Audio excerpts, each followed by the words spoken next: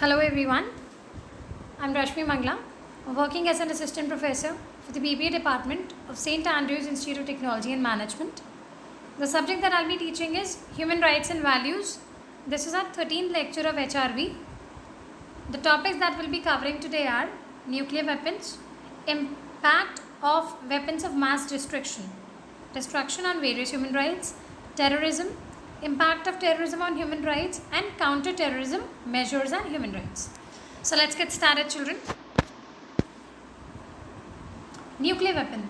See, basically nuclear weapons, they are termed as weapons of mass destruction, which cause a huge destruction, wherever they are thrown away. Let's see. Nuclear weapon is an explosive device that derives its destructive force from nuclear reaction. Their force comes from a nuclear reaction which takes place. Now, nuclear weapons are known as weapons of mass destruction, and they include atom bombs, hydrogen bombs, fission bombs, and fusion bombs. And many of the powerful nations, they try to dominate over others through introduction of these kind of mass destruction weapons. And many states, they have argued that use of these kind of nuclear weapons is prohibited by Article 6 of the International Covenant on Civil and Political Rights, which guarantees the right to life. That is, they argue that the use of such weapons, it is prohibiting our right to life. So they should not use it. It is exploiting our right. Now, it has a huge impact on various human rights. Not only on right to live, but on other rights as well. Let's see that one by one. Now, impact of WMDs, that is weapons of mass destruction, on various human rights. First is on impact on right to peace. See, if we talk about right to peace, initially under Universal Declaration of Human Rights, that is UDHR, this right was not found over there. But after that, UN Charter, they displayed a commitment to peace in its principal objective, and that is why it came into force that right to live with peace is also a basic human right. And when these kind of nuclear weapons are used, the peace gets hampered. So a huge impact is caused on this right to peace. And not only this right, in Article 2 subclause 4, we have prohibition of aggression, that nobody can show aggression. Article 33 gives us peaceful resolution of conflicts, that whatever conflicts are there, we need to have a peaceful resolution. So all these rights are impacted on the use of nuclear weapons. And not only that, Article 28 also of UDHR, it says that everyone is entitled, if you remember, we had done in our previous lectures. Article 28 says that everyone is entitled to a social and international order, wherein, in which the rights and freedoms that are set forth, they can be fully realized. So if such kind of weapons are used, all these rights, they get violated. All these rights, we have a huge impact on these rights. Secondly, impact on right to life. See, as we study nuclear weapons, they have a major impact on right to life. That is a basic human right that every human being has from the very existence. And when such kind of nuclear weapons are used, they give a threat to the life of people, like designing or testing or manufacture or possession and deployment of nuclear weapons are the greatest threat to the right to life. This threat, it is further compounded by the danger of actual use of such weapons, and not only in the event of war, but even in case of human or mechanical error or failure also. Then, production or testing or possession and deployment of such nuclear weapons, it should also be prohibited, because again it is recognized as a crime against humanity. It is taking away our right to life. In case such weapons are used, so they will take away our right to life. So their production, it should be banned, it should be prohibited. Then it has an impact on civil and political rights. See, they use of these kind of weapons or fear of these kind of weapons, they produce a climate in which governments are increasingly prone to enact emergency measures. In case we get some news that some country is about to attack us with nuclear weapons, so we have to enact emergency measures quickly. And some of the human right issues related to this are like torture and degraded treatment of prisoners. So these can happen. Then last one is impact on social and economic rights. See, a lot of countries, they are spending very huge amount of money on nuclear weapon programs.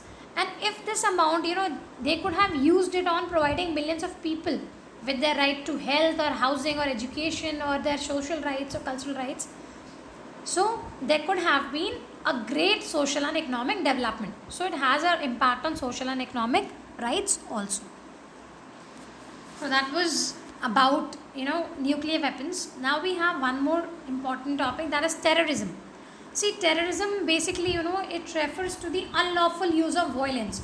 When violence is used unlawfully and intimidation, especially against civilians in the pursuit of political aims, because just to fulfill certain political requirements, they just violate the rights of many civilians and they use unlawful means. Let's see the definition properly.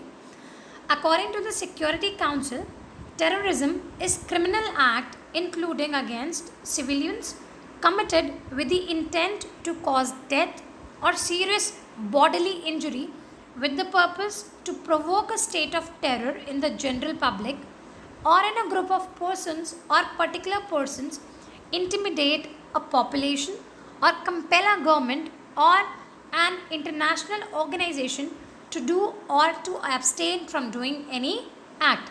So basically, terrorism is a criminal act which is likely to cause death or severe body injuries to many people, and it provokes a sense of terror in the minds of the people or in the public, and it intimidates a population or it compels a government to do a specific thing or to abstain from doing something. So that is terrorism. And these are one of the features also of terrorism, like violence, psychological impact or fear, or committed for achievement of political goals or target on civilians. These are the major features of terrorism. Now again, just like nuclear weapons, terrorism also has an impact on human right. Let's see that. See, terrorism has a direct impact on the enjoyment of a number of human rights, and the destructive impact of terrorism on human rights and security, it can be recognized via these following points. Let's see them one by one. First is, it creates an environment that destroys the freedom of the people. It destroys the freedom of people. It threatens the dignity of human beings. Their dignity is threatened. It has a negative effect on the establishment of the rule of law. Rule of law is not properly established. Then it destroys the democratic basis of society by de-establishing governments. It is destroying the basic democratic basis of the society. And it is also linked with many transnational organized crimes. These crimes can be, like drug trafficking, money laundering, or trafficking in arms, or maybe illegal transfer of nuclear chemicals also. And murder, extortion, or kidnappings, all these are a part of transnational organized crimes. Now, it has various other impacts also, like it has a negative impact on economic and social development of states. It endangers friendly relations and cooperation among states. It threatens the territorial integrity and security of states. Territorial integrity and security is also threatened. Then it violates the purpose and principles of UN. United Nations is based on certain purposes and principles, and this act of terrorism, it violates all those. And most importantly, it is a threat to international peace and security. It creates a huge threat. We cannot live in a peaceful environment if we have an impact of terrorism in our country. These were the impacts of terrorism on human rights. Now we have certain counter-terrorism measures, that are taken up by various countries to fight against terrorism. Let's see those measures one by one. Counter-terrorism measures and human rights. First one is military interventions. See, government, it passes the orders for the same if the situation becomes out of control and strict measures are required. So military is intervened by the government in case the situation becomes out of control. Second one is intelligence and surveillance system. Now these are used to capture secretive information. Intelligence system is used to capture secretive information by the use of various technologies. For example, decoding of secret messages or tracing of persons or many things. So we have to decode such kind of secret messages. Then preemptive neutralization. Now it includes capturing, killing or disabling suspected terrorists before they can mount an attack. So if we find any suspect who is a terrorist, so we have to capture, kill and disable him before he can cause an attack in our country. Then target hardening, a strategy of strengthening the security of building or placing concrete barriers outside building at a sufficient distance to prevent attacks. So we should have a strengthened security of the building so that we can prevent attacks. So these are some of the measures that various countries used against terrorism.